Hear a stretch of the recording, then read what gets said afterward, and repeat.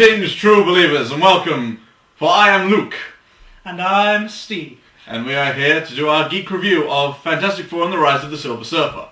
However, before we start, we are doing this review from my aunt's place, so if you hear sounds of children, aunties, or grandmothers, then that's probably why. So just excuse them if you hear them in the background.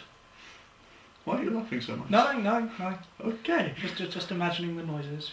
Okay, so, yes, we start off the film with the Bryan Singer moment. The big explosion, the credits through space. It's lovely. Because basically you see a planet destroyed. Superman returns, check. We see space credits. Superman returns, check 2. We see Earth anomalies, including an EMP pulse which grounds all the planes. Superman returns, check 3. Someone was watching Bryan Singer Superman Returns when they did this bit. We're looking at you, Tim Story. We're looking at you. Tim. Titum. T. A diddly-dum today. That's the song I was trying to think of in the Pirates 3 review. Yes, when I was saying about who's catching up. But we're again trying to make this half an hour. We're on a time limit here. Yeah, a big time limit. We have less notes. So, yes. Well, we've still got 3 pages, but they're brief. But it's a shorter film, so we're hoping it will sort of like go slow. Yes. Okay. Fast. Just then they're at the airport for no reason at all that we know of. I don't know, why were they on the plane at all? Why were they on the plane? Well, maybe they were just coming back from Exactly. the day. Somewhere.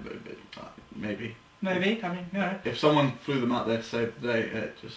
Well, you know, maybe they pay for them to fly back as well. I mean... But economy? I don't know. But I do like Johnny's thing of, I don't fly class. I don't fly economy. I don't fly economy, and then he just goes up the plane and flies around. And then you get the thing going, I hope it rains. Which was good, you know.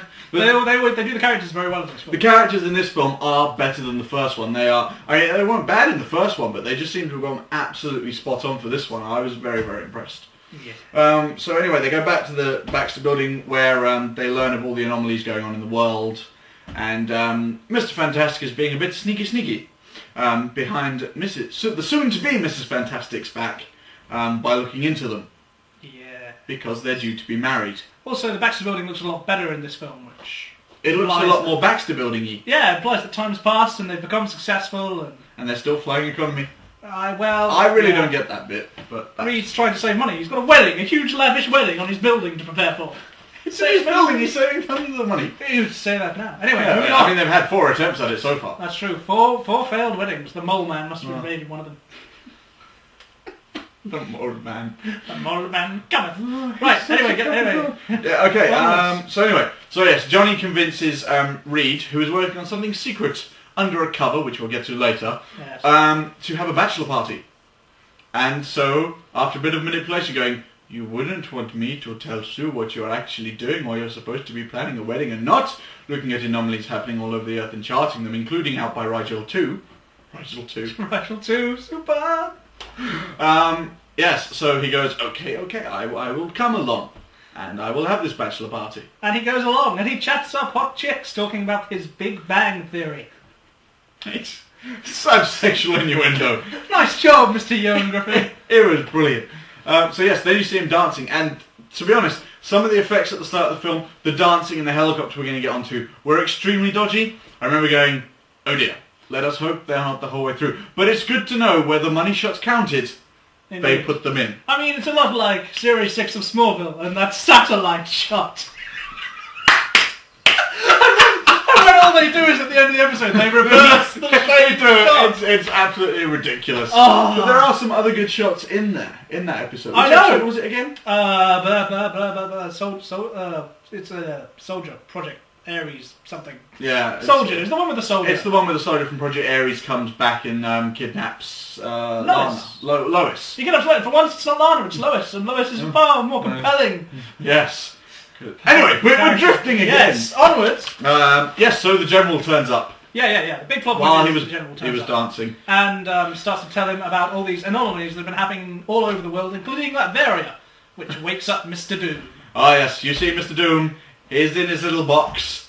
And then why he wasn't sort of like kept under lock and key somewhere else, Well, I don't know. he is kept kind of under lock and key in a box. Which they didn't really think he'd escape from if he ever woke up, because he's only Doctor Doom.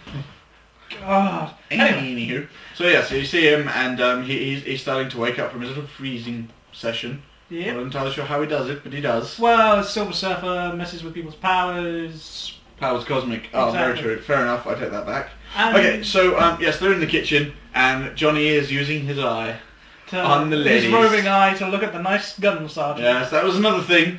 For we mentioned Johnny Depp topless in the last review. We now mention Chris Evans topless in a towel in this review. Men topless in films so far are going well. Yeah, it's skyrocketing, really. It really is. I don't think people are complaining though. No, not too much. No. So yes, they get filled in by the general that says the anomalies, and Jessica Alba has that one shot where she looks like an albino. It was really weird. I still don't see that. Yeah, you wouldn't, but I do. Anywho, just really, she had just bluer eyes, and it seemed like her hair and her face looked. It's like she does in that one poster where she looks really fucking weird. I have a blood spot where Jessica Alba's concerned. I don't know. A blood spot. Blind spot, not blood spot. You said blood spot. Did I? Yes, you did. Freudian slip, ladies and gentlemen. Freudian slip. Oh dear.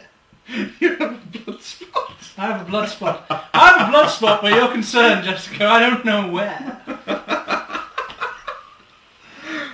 Moving on. Moving on swiftly, please. Oh, swiftly. Hopefully not too swiftly. Right. Could you just hurry up? I'm dying over here, and I now have images going through my head. It's amusing. It's not amusing. Let's move on. Yes, why do you think he has his legs crossed? And his hands there. Anyway, enough penis innuendo. Yes, quite enough. So yes, so anyway, the general says, we need you to help us, Reed. And Reed, being a good sort of guy, says, no, actually, I've got a wedding. It's our 5th attempt at this. I'm going to get it right this time. I can't be seen running around looking at cosmic anomalies. Also because him and the general have history, and the general already started the conversation with, I don't like you. I don't like you. I'm only here because the president sent me here. What? Why would you do that? Right, the Earth may be in trouble, but I don't like you. I don't like you. You may be the only person who can help us, but right out the gate, I hate you. But then he is traditional career military for the US, so I don't know what I was expecting, really. Fools. We still have copious notes. We're not getting rid of the notes. The notes are the way that we don't make this into a spider rant length thing. Indeed. Right. So anyway, so yes, so yes, then we see Doctor Doom awake. Yes, and then we get to the morning of the wedding. Fun times. Yes.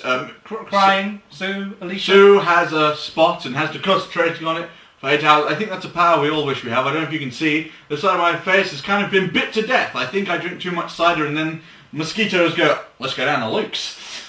I don't know why they're Australian. I don't know why they were Australian. Oh no, they've come all the way from Australia to... Yep. Yes, I'm looking at you again, Erin, because I know you're yes, watching. Erin. We'd like to say hello to Erin. Hello, Erin. Hello, because she's our biggest fan. Yes. And we thought we'd give her a shout out. Hello. Hello. Yeah, she's in Australia. She's also a friend on our MySpace page. Which is a point. If you're watching this, then you should know that if you go to www.myspace.com/The Geek Review, you'll find our MySpace page. And if you want to drop us any feedback and any sort of like requests, because coming soon. Actually, should we do this at the end? We'll do this at the end. Forget it for the moment. This is why you like us, isn't it? Because we just banter. Yeah. So yes, the wedding, and then Stan Lee makes a cameo. Hello. Who are you? I'm Stan Lee. I should be down on the list. No. There's no Stan Lee on the list. What? Really? I should be invited. No. And so Stan Lee is turned away. I don't agree with the people who say, oh, these Stan Lee cameos are annoying me. I like them. Yes. I really do. He's Stan the Man Lee. He is the birth of Marvel comic books. Indeed. I mean, you can't say anything against that. No. Right, so anyway, yes. And then, basically they're there, and beforehand, Reed has been working on this thing. He said he wouldn't build for the General in front of Sue. Clever Mr. Reed Richards. Oh, yes, the lying starts here, Reed. Yes, and so his pager starts going off because cosmic activity has been registered.